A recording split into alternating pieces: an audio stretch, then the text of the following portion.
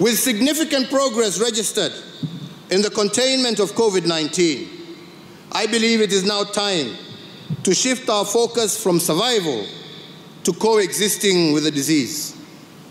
And in that regard, my administration will be rolling out the third financial stimulus program designed to accelerate the pace of our economic growth and to sustain the gains that we have already made. I announce, therefore, that effective the 1st of November 2021, new stimulus programs targeting the key productive and service sectors in 13 strategic interventions that cover agriculture, health, education, drought response, policy, infrastructure, financial inclusion, energy, and environmental conservation. All right, so the president there giving a raft of measures here. So, Yvonne, this touched on literally every sector, and some people have said this is the longest speech we've seen the president give in many, perhaps throughout his presidency. And interesting that this would happen as he addresses the last Mashujaa, I should say, Mashujaa Day. You got it right. And in Kirinyaga. Yes, unusually long. I don't know.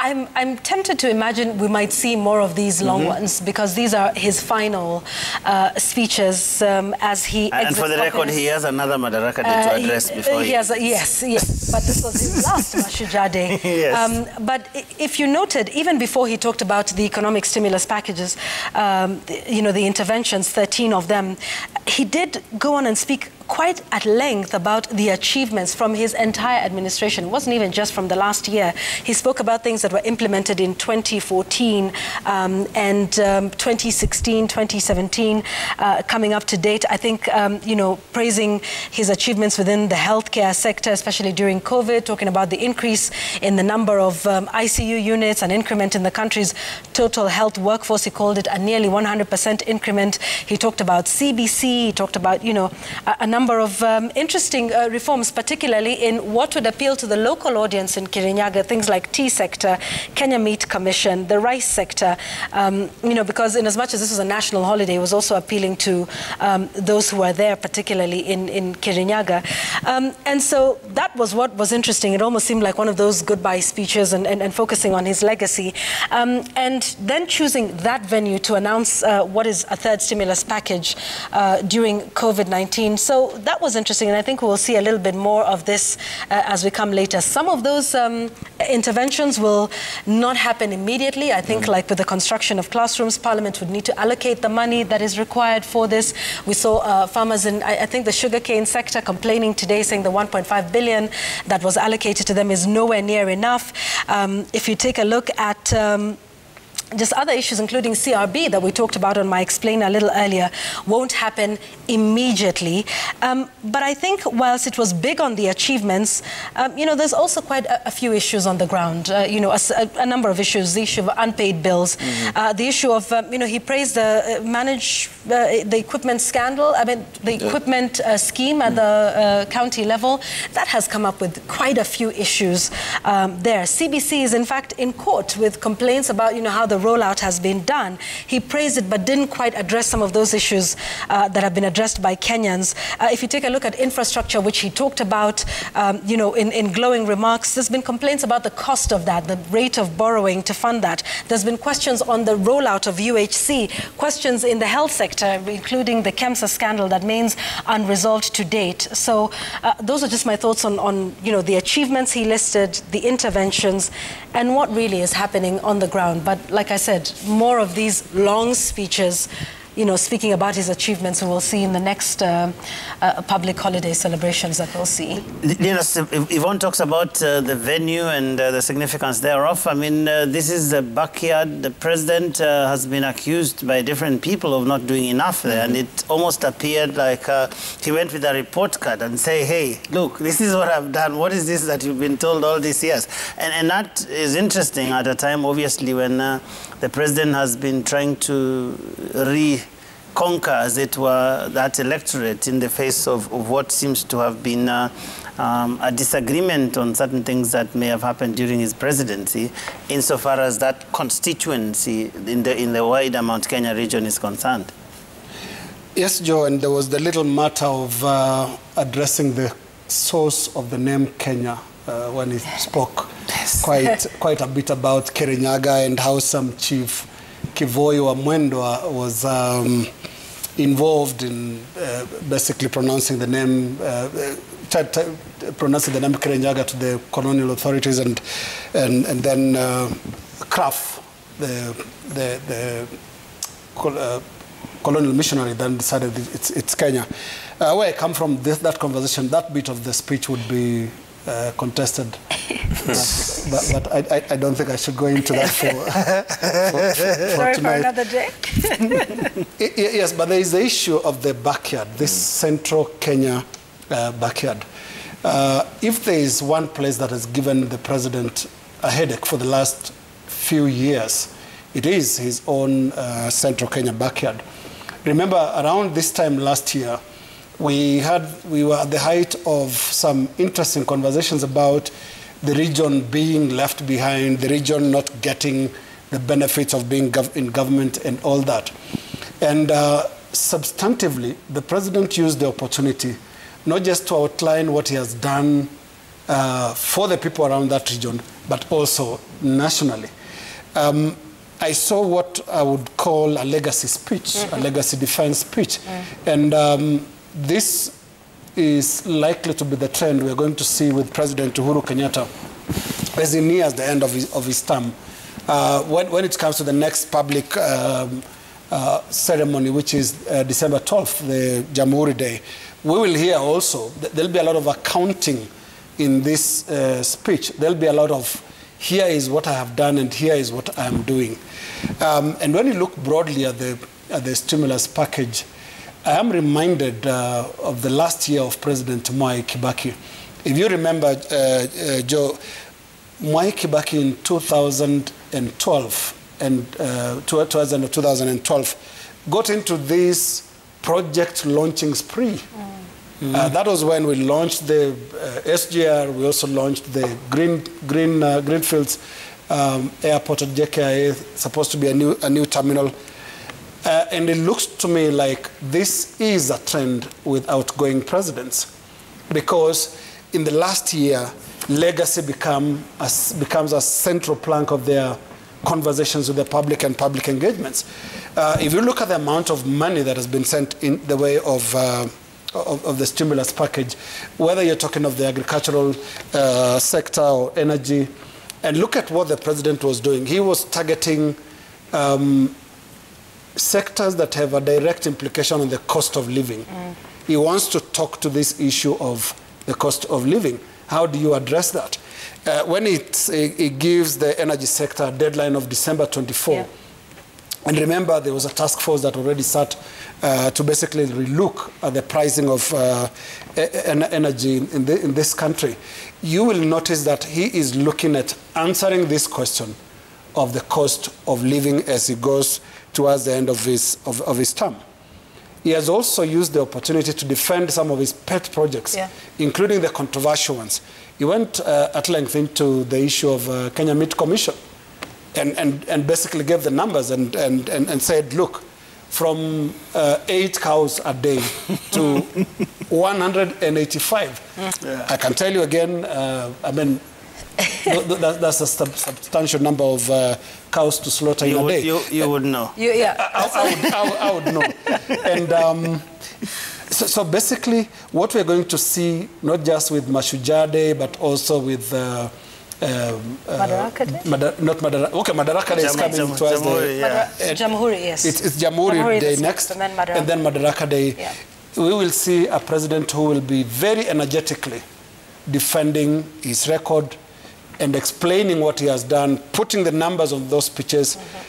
So if you thought yesterday was long, I suspect the next two will be quite long. And perhaps even the New Year's speech next year. But the State of the Nation address, which he actually alluded to. He alluded to, actually said he would come more details. More details. So if that wasn't details, well, you can imagine. Now, but Francis, this is interesting.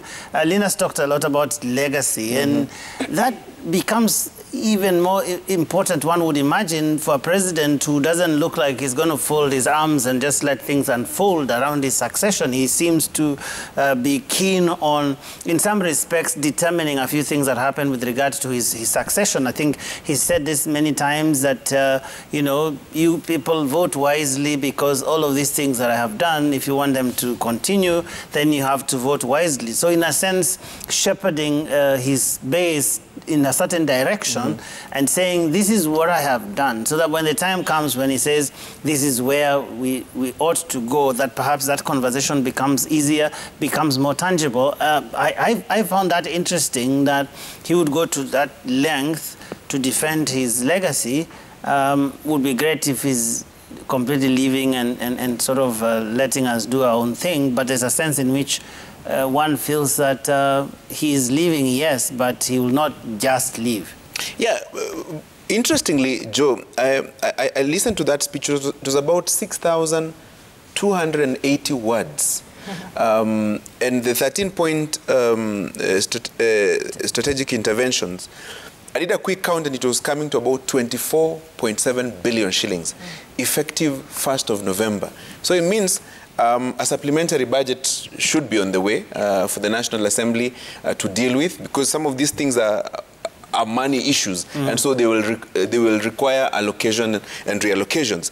And it is also important to note the specifics. For example, the 1 billion shillings that is being directed to support fertilizer subsidy for tea farmers, there are whispers that tea farmers are likely to get one of the better bonuses they've received in a long time. That tells you something, because one of the accusations has been that the government has let down the agriculture sector, and particularly the tea. Then there's also another 1.5 billion shillings for the sugar sector. There's 8 billion shillings for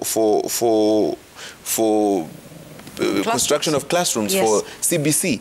There's 10 billion shillings for Kazi Mitani, you know, targeting the young people. Phase 3, is it? Yeah. So these are specific issues or specific allocations that target the areas that have been complaining a lot.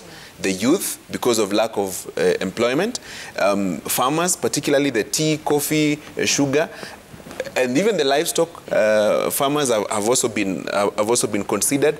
So you look at the interventions yesterday, and they seem to respond to the direct concerns that have been leveled against the president and his administration in terms of what people feel in their pockets, lack of money, farmers cannot get the real value for their work, and so on and so forth. So I thought those were specific issues that the president was trying to respond to, insofar as the concerns that have been raised about his administration is concerned.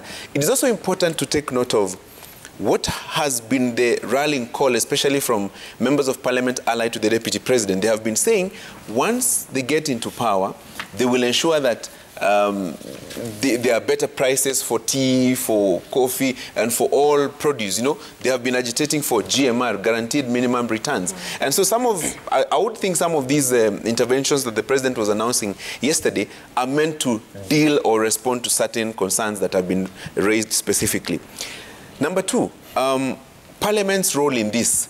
One of the arguments has been our members of Parliament speak about these things out there, in rallies, in other places. Now the challenge is being brought to them directly, because Parliament has a key role in the budget-making process and allocation of resources. So can they fast-track this allocation and make sure that this money is available for such functions? But more importantly, Joe, is this money available? In reality? Is it available on paper, but not available in reality? Because we've seen allocations previously, and people complain that they haven't received that money. So now the challenge is moving from the written word to the actualization of these interventions. I think that would be very important. Yvonne, I know you could speak a lot about this. we could do an explainer on this, but I think we need to talk a little bit about the politics, because there was a lot of politics there. I mean, this is an event that brought together not just the president and his deputy, but there was Raila Odinga there. So basically, the president and his deputy, I mean, in the run-up to this, the deputy president said some pretty tough things, referring, many people would imagine, to the president and to Raila Odinga and everything around that alliance of theirs. And then I think 3 days later, they were together in Kirinyaga.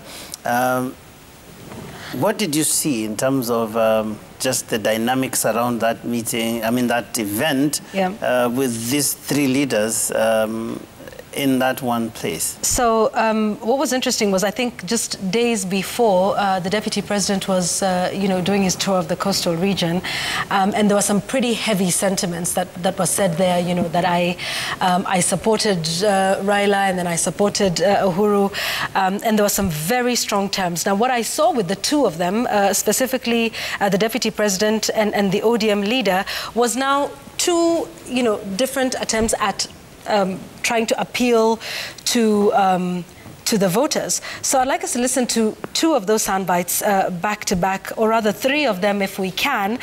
We'll start with the deputy president having a turn from what he had said earlier, and then now saying, we celebrate you as a leader, your legacy is intact. And remember, before that, he's complained about the president's legacy, particularly during the second term, saying it was derailed by BBI. Actually hijacked. So, that they abandoned exactly. the Big Four. Yes, and so it was interesting to hear him say this. So let's listen to the deputy president talking about celebrating the president's legacy, and then saying that he will build on the legacy. And then let's listen to Raila's take as well, talking about his relationship with the mountain. Let's listen to all of those three, then we can come back. Your Excellency, we celebrate you as our leader.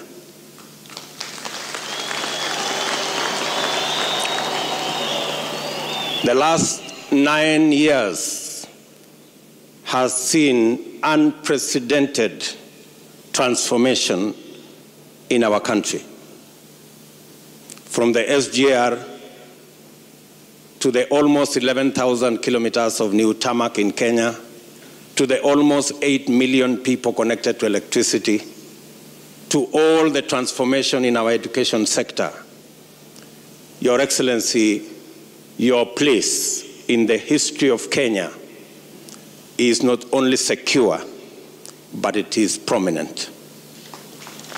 Your legacy as a transformational leader in Kenya will set the standard for the leaders that will come after you. Your Excellency, I assure you that as your deputy for the last 9 years, God willing, I will make sure that your legacy and the agenda you have set of the unity of this nation and the transformation of our nation under the Big Four plan, together with a bottom-up approach, will take this country to greater heights. Honorable Kibaki got an accident and could not campaign. You campaigned for Mwai Kibaki. We saw him on a wheelchair in Nairobi. We came with him from Githurai, through Thika, through Kenol, through Murang'a, Kirinyaga, Kerugoya, Karatina, mpaka Udhaya. Everywhere, the people were saying, Raila, Mutongoria, Jamba.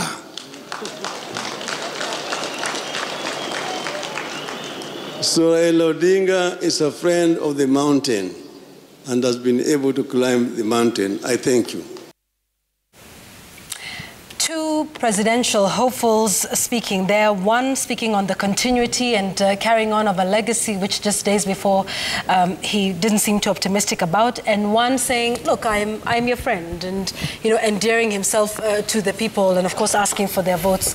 That was interesting, and what stood out for me also interesting was when Raila asked the ANC party leader to come up, he steered away from this sort of politics, greeted the crowd and sat down. Some said that was a missed opportunity. I don't know. It depends on how you look at it and whether it was appropriate for the function. But these were the things that I found interesting. Everybody was waiting to see how the deputy president, being the one that would call up the president, to come in and speak, what he would say after such a scathing attack just days before. So interesting politics. No, I mean, you see, the deputy president is in an interesting place. And first of all, remember the crowd that he was talking to. Much as he's considered to have considerable liking. I mean, the people there have considerable liking for him. He seems to have some good support there.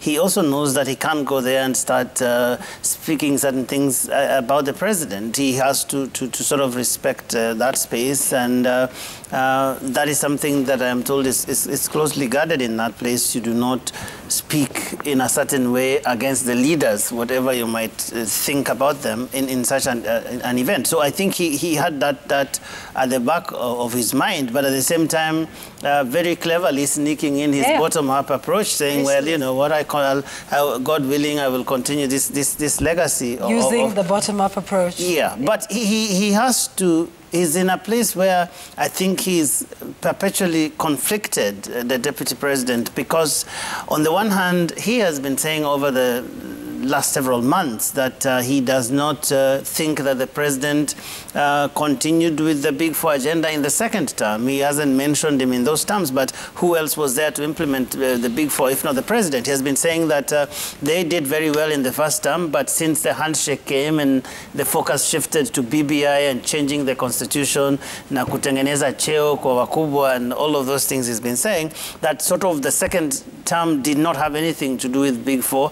Yet there he was giving an account, as it were, of the last 9 years and saying how glorious they have been, how transformational they have been, and how precedent-setting they have been, and that whoever comes in has a certain standard set for them. So his candidacy is caught between this contradiction of trying to run away from the record of the president, especially the second term, but at the same time riding on what he thinks are the achievements of this very administration. And that is something I think we'll have to just keep seeing how it unfolds, but it's something that has dogged the campaign of the deputy president, where he at the same time wants to run away from this record of the president, but at the same time he needs it when he goes to certain places to say that, oh, this is what has been done, and therefore when I take over, if I take over, I will actually carry on with this legacy. But interesting how these two people, Linus, are trying to woo this region, but using very different sort of approaches, rallying calls, if you like. Raila Odinga has this reference to his past association with the region, the sort of historical, invoking history, basically, the historical ties that have existed between him and the region, between the region he comes from and the Mount Kenya region and that sort of thing, and sort of invoking those sentiments from back in time to try and rekindle, as it were, the excitement that was there in different periods in our history that produced interesting results in the country. Look, political fate has decided that Mount Kenya region will be the region that will decide how the next election will actually go. And if you were to sit down and just do the various paths to the presidency, and you remember when we look at the American elections, you know, you can draw different paths that can take one to the presidency. Is it a combination of Florida with Pennsylvania and Ohio and things like that? Now, our Florida in this election in 2022 will actually be Central Kenya, which is why there is a massive contest. But here is the only problem with our situation. We don't do electoral college votes. Yeah. So every vote actually does count and every percentage does count. Now, the contest initially appeared to favor the deputy president. For a very long time, he was the only narrative in central Kenya, running not against Raila Odinga, but sometimes against Uhuru Kenyatta. Let's not forget that the narrative about development was an intra-Jubilee issue.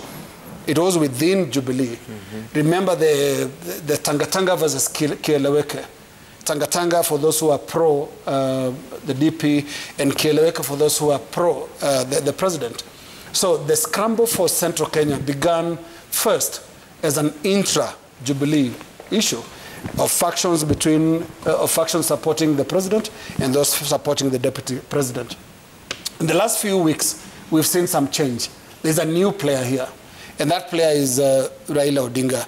Raila Odinga conducted a tour of Mount Kenya and concluded it today. And when you look at what that has produced, just at face value, out of the 10 or 11 Mount Kenya region and diaspora counties, 7 governors have endorsed Raila Odinga. When you look on the column of Deputy President William Ruto, we don't have a single candidate, a single governor that has pronounced themselves in terms of endorsing the Deputy President. There are 3 governors that are yet to state where they stand. There is Anne Waiguru of Kirinyaga, there is Mwangi Wairia of Murang'a, and there is also Kahiga in Nyeri. They are yet to pronounce themselves on where they Mwangi Wairia has a few billboards in town about his own candidature. Yes, he is yet also to confirm what the billboards are saying, that he's going to run for president. But that is the shape of the contest so far. But one thing ought to be very clear about yesterday. It felt like a home match for Deputy President William Ruto. When he was being introduced by Anne Waiguru, you could feel the noises and the warmth of the place. But politicians talk of things like facilitating and organizing for such. That can also be arranged, but we don't want to take that away from the DP. He did enjoy a warm atmosphere in that stadium. How will this play out eventually? These are just the beginnings. Remember, Central Kenya really decides in the last minute. It's too early. It's too early to place this block of votes in any column. And Francis, as you come in, I think what Linus is saying can be summarized in the confusion and dilemma of Anne Waiguru, because when she had that interview with Wahiga Maora earlier in the week, she seems to be saying that let me observe how this is going. In a sense, there is a recognition that there is a real contest now going on in central Kenya. It's no longer a one-man affair as it was for many, many months with the deputy president. Right now, there is a real contest shaping up in that region. I've seen attempts even by pollsters to come up with results on the Mount Kenya region, something I've not seen previously. That goes to confirm the centrality of the Central Kenya region in the decision-making on who becomes president next year. And of course, it's a question of numbers, because the region has some heavy numbers politically, that if you get a good chunk of them, you are almost one foot into State House. But be it as it may, it is important to note that there is a discussion out there now, a discussion on who becomes president next year. The deputy president still has a good number of people who support him. There's a new conversation about Raila Odinga and other leaders who have been courting the mountain. So it's that season where the mountain gets an opportunity to listen to as many suitors as possible. But what is important is who leads in these negotiations for whichever team. You've seen members of parliament, governors, senators, and leaders from the region presenting themselves as the best people to negotiate on behalf of the region for whatever position or whichever kind of positions in government or development that it is supposed to come to the region. But we cannot forget, and we cannot avoid to mention the role of President Uhuru Kenyatta in his own succession. When he was going to inspect the Diba Dam in Kirinyaga, he spoke to people on the roadside, and he was telling them that you make a decision when that time comes. We will call each other. We will discuss a few of these things away from cameras and away from phones, and even alluded to the visit by the ODM leader, that there was a visitor recently here. You saw him, and so on and so forth. So he continues to give subtle sentiments and statements on where probably his preferences are. I am not sure he will outrightly come and endorse the ODM leader as his preferred candidate, but some things that can be seen need not be said. And I thought that is the reason why the deputy president picked that line when he was in Mombasa, and he labeled the ODM leader a project. An allegation that the ODM leader rebuffed on Friday when he was speaking to Meru stations before he went to tour that region. And I think we can play that soundbite in Mombasa, where the deputy president was talking about the project tag. Ati kwa sababu wamevunja chama ya Jubilee, ati watulazimishe twende tutafute candidate wa kukodesha, ati kutoka upinzani akuje akue candidate ya sisi ambao tuko ndani ya tuliunda serikali hii. Hiyo haiwezekani. Mnakubali candidate wa kukodeshwa? Mnakubali mambo ya project, tuletewe project ati hii ni project? Yeah, you see, projects are not a very good things. Projects are not very good things in our political environment. The major project that had a disastrous performance was President Uhuru Kenyatta then as the KANU candidate in 2002. That project tag was not very good for him. But Raila Odinga saying that he has vied 4 times, so he cannot be anybody's candidate or anybody's project. And when he was in Chuka, accompanied by the governors, though he did not respond directly to that question, the governors he was with seemed to respond on his behalf on that particular question of the project. And here is what they said.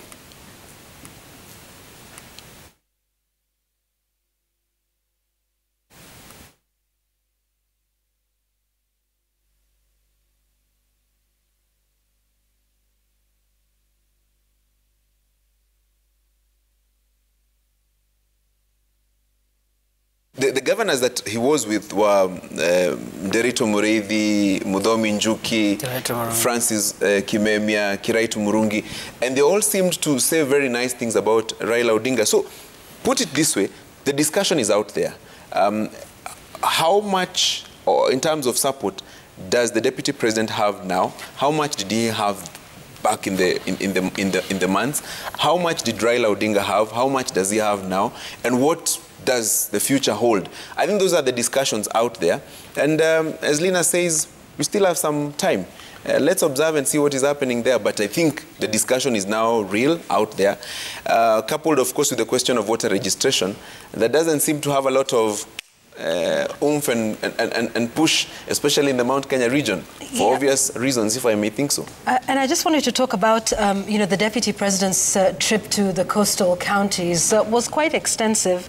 And of course, that is the place where we said, he's able to criticize the President's, performance over the last, since 2017. But also interesting to take a look at ODM and its presence and popularity at the coast. Is that something that they need to worry about? Has it been waning? If you take a look at it over the years, some big leading lights have shifted from ODM in the last not just months but years. You'll remember Salim Vuria decamped from Jubilee and won his second term in 2017. He decamped to Jubilee from ODM. You have people like Amason Kingi, who's no longer holding a party position, now associated with the Pamoja African Alliance. You've got several several others, Mohaji Chopevu, the late Dor Suleiman, you have Aisha Juma, Masood Mohima, Owen Baya, Khatib Mwashetani, you've got Bader who won the by-election recently. So ODM, to be fair, is not what it used to be at the coastal region, and whether UDA will now start to make some inroads at the coast is something else, you know, to be watching out for. I know we're all looking at the coast, but there's definitely something that's happening. I mean, we're all looking at central Kenya, but interesting to know a place, a region that has been, you know, a stronghold for ODM. Maybe, maybe not, depending on the leading lights, but I guess we'll wait and see. And I just, you know, found that interesting, particularly with the trip that's been made by the DP and touring all of those counties at the coast over the last couple of days. So something to watch out for. Linus? Joe, there was that little clip that caused quite some talking. The president and the deputy president talking very nicely there. I don't know whether we have the clip. Yeah, it should be there. In Kirinyaga. They seem to enjoy the moments when the entertainment was going on. Yeah. Yes. And it was quite an interesting one. Very animated. And I would think that was the highlight, basically, of the event. There were quite some tensions leading to this event because of the heavy sentiments from the deputy president in the coast, actually labeling the president and the ODM leader Matapeli. And so everybody was probably looking to see how he would respond, how he would react with the president. But I think he sees that moment to, you know, show that friendly nature and situation. But for what it's worth, it was good manners. Yeah, it was refreshing to see, despite everything that's happened. It's good manners, but I have to put a rider here. Okay. Politics is very, very cold business. Yes, it's cold. It is, isn't it? Because I see those smiles, and I'm reminded of two events. One was in Kilgoris, my hometown. And President Daniel Arap Moi, sometime in August 2002, President Daniel Arap Moi was in a rally. And this is Maasai country, where his vice president at the time, George Saitoti, enjoyed quite a lot of support. There was a lot of cheering, there were banners there. And Moi said famously, urafiki na uongozi ni tofauti. Different things. Yeah. And also don't forget October, Joe, I think it was March 18th, 2002, the merger of KANU and Raila Odinga's NDP. And one of the very cruel ceremonies that had to be performed included removing certain KANU leaders from their positions and give those positions to a new lineup. And one of the people that had to give up his position as vice chairman of KANU was George Saitoti, the vice president. There come a time? And that is the day he said, there come a time. And at some point he was asking for an explanation, and he was told, Ketichini, Professor Ketichini. Politics is very, very cold-blooded. There'll be moments like those.